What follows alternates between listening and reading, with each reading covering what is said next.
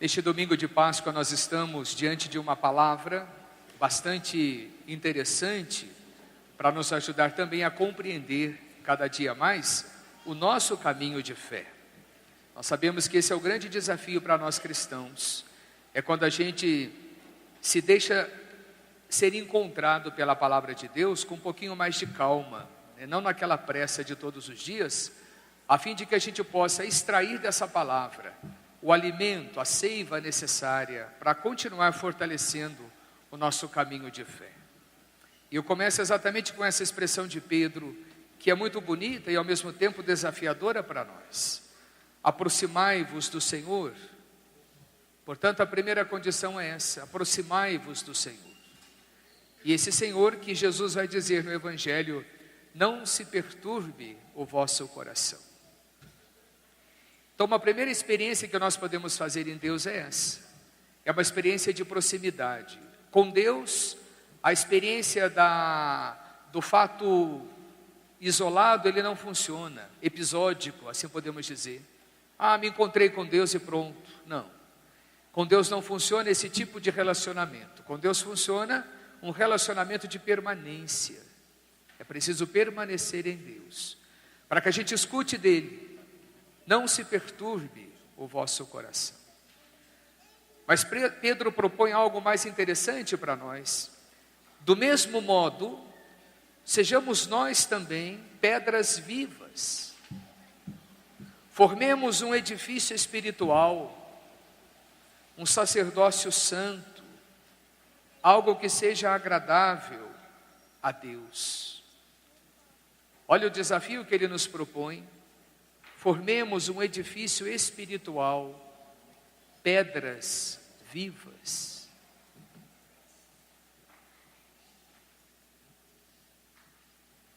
Você viu no Evangelho que Jesus tem uma paciência imensa com os seus discípulos. Ele sabe qual é o peso da responsabilidade de dizer as coisas do Pai no coração daqueles meninos. É uma revelação muito dura, porque eles vêm de uma formação, de uma cultura em que nós nem podemos pronunciar o nome de Deus. Não se pode pronunciar. É uma imensa falta de respeito, é algo como que é muito agressivo você pronunciar o nome de Deus. E Jesus então fala do Pai. E depois vai se aproximando do Pai. Quem me vê, vê o Pai, eu e o Pai somos um. Em outra passagem ele vai dizer: cumprindo, vivendo os mandamentos de Deus é a forma que nós temos de permanecer em Deus, e Deus permanece em nós. Então Jesus se mostra e nos propõe um lugar. Vou preparar-vos um lugar. Existem muitas moradas na casa do meu Pai. Isso já nos ajuda a compreender a festa que daqui a 3 semanas nós vamos celebrar. Nós já estamos caminhando, para esse tempo final da Páscoa. Semana que vem o 6º domingo, depois a solenidade da Ascensão do Senhor, e depois a solenidade de Pentecostes, em que fecha o ciclo da Páscoa. E ali, a festa de Pentecostes nos recorda o que? Unidade. Precisamos vencer todas e quaisquer formas de segregações que nos levem a viver o caminho da comunhão. E olha como começa hoje a narrativa de Lucas nos Atos dos Apóstolos. Começam a crescer os cristãos. E aí vão crescer cristãos fora da região de Jerusalém, da Judéia. E qual é o primeiro versículo ali citado? Os cristãos judeus já começaram a se implicar um pouco com os cristãos de origem grega. Então fiquem tranquilos, que desde o nascimento da nossa igreja, basta ter um pouquinho de gente reunida, já começa a confusão. O nego já fica cismado com o outro, já não quero mais ir na igreja, briguei com aquele, briguei com esse aqui. Então a nossa história começa aí. Eles começaram a ficar incomodados, porque o cristianismo estava saindo da região deles, e aí não é mais a cultura daquele povo. Cada lugar, cada cultura precisa ser respeitada. Eis a festa da unidade, que a festa de Pentecostes nos propõe.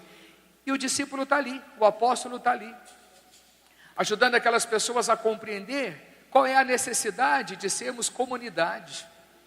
Cresceram muito, já não dá mais para servir a mesa e servir a palavra. É preciso eleger algumas pessoas que sirvam a mesa, outros possam servir a palavra. É bonito a gente conhecer a história da nossa igreja. toda a sua caminhada, as suas necessidades. Quando aconteceu o primeiro concílio ali com Pedro, para definir coisas muito peculiares daquele contexto cultural. Portanto, nós temos uma história, é bonito ter história. Nós não nascemos por acaso, nós não vivemos por acaso. E essa história, ela quer nos levar a viver sempre a fidelidade no projeto de Jesus Cristo. Por isso ele vai dizer, na minha morada na casa de Deus existem tantos lugares. Então fiquem tranquilos que não vai dar só a gente lá. Vai ter gente diferente da gente, graças a Deus. Gente que talvez aqui embaixo você criticou, condenou, falou que não reza direito, que não sei aonde, que não sei o que, vai estar lá, olhando para você, viu? Não fiz nada do que você fez e cheguei no céu, bem feito. Mas lá em cima não vai ter mais rivalidade, não vai ter ninguém brigando com ninguém, você vai apenas se espantar. Me esforcei tanto e tem gente que teve uma vida leve e conseguiu chegar. Deus é assim. Não fique competindo com Deus quem deve ir para o céu e quem não deve ir para o céu. Isso é papel dele. Na minha morada existem lugar para todo mundo. Basta a vida ser totalmente comprometida com o bem, em fazer o bem, em construir o bem. A regra do jogo com Deus é essa. Por isso que às vezes a gente se perde em ritualismo, a gente se perde em tantas banalidades e esquecemos de fazer o que é importantíssimo. E por isso que muitas vezes a nossa igreja deixa de viver o testemunho da unidade, porque a gente fica preocupado com tantos adereços e esquece de viver o que é essencial. Vivamos a unidade, temos a coragem de vencer. Então Jesus se mostra como o caminho. É tão bom quando a gente se deixa ser guiado. Eu não sei para onde nós vamos. Ele nos diz que é o céu, mas todos nós somos um pouquinho como Filipe. Senhor, mostra-nos esse lugar. A nossa fé, ela é tematizada em analogia. Nós pautamos uma teologia em cima daquilo que a palavra de Deus nos propõe, mas o que há de acontecer é tão bom quando a gente se deixa ser conduzido, e Jesus é esse homem.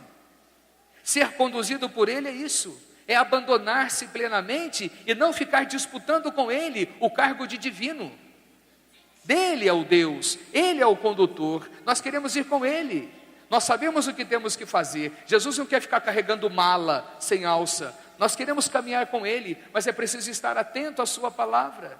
Ali é o caminho, ali está a verdade, ali está a vida. Então esse é o projeto que eu quero todos os dias desempenhar no meu cristianismo. Eu não quero ficar buscando verdades que terminam no fim do dia. A verdade é essa, é o Cristo da minha fé. Ele tem a palavra que eu preciso, ele tem a única palavra que preenche o meu coração. Eu não posso ficar me pautando em outras palavras, às vezes até convincentes. Ele é a vida, e para viver no projeto da vida, é preciso que eu também seja testemunho de vida, cuidar da vida. Mais do que os movimentos pela vida, pró-vida, é cuidar dessa vida que eu também está entregue em minhas mãos, e das vidas que eu tenho o tempo todo que cuidar. Todas as vezes que eu descuido de mim e descuido de você, da minha família, dos meus relacionamentos, eu estou agindo gravemente contra a vida que é Jesus Cristo. Jesus é um caminho entre tantos caminhos, mas ele é o caminho por excelência, e por isso eu quero me deixar ser conduzido por essa voz que o tempo todo ela me chama. Vamos recordar o domingo do bom pastor?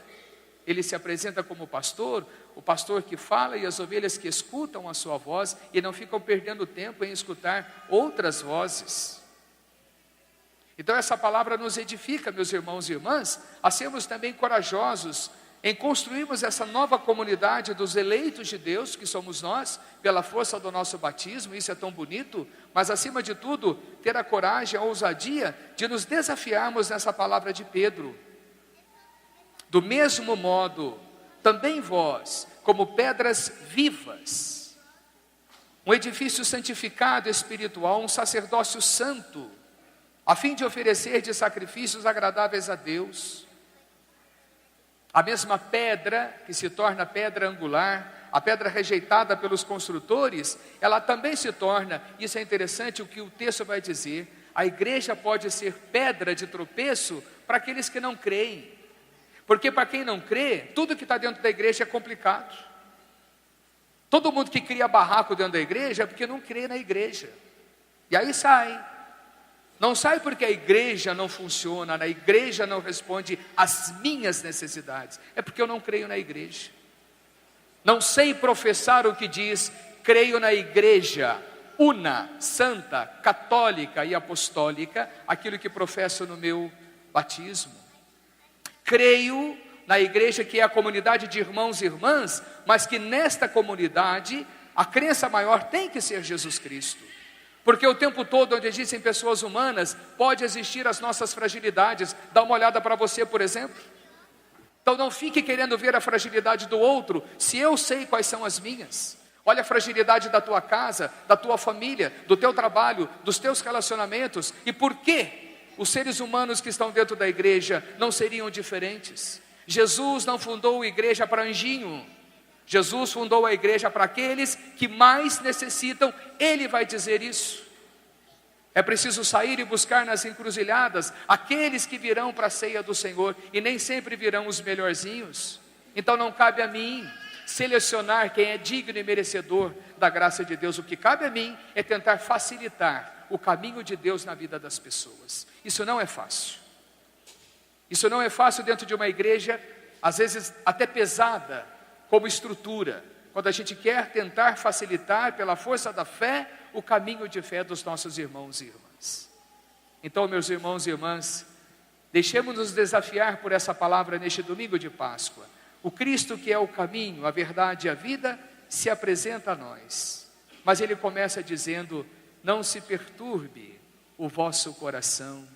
Credes em Deus, crede também em mim.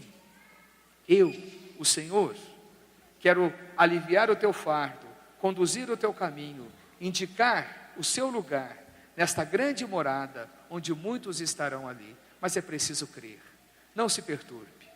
Não viva com as perturbações do mundo, se você crê em mim. E é essa crença que o Senhor hoje pode despertar em nossos corações. Seja louvado o nosso Senhor Jesus Cristo.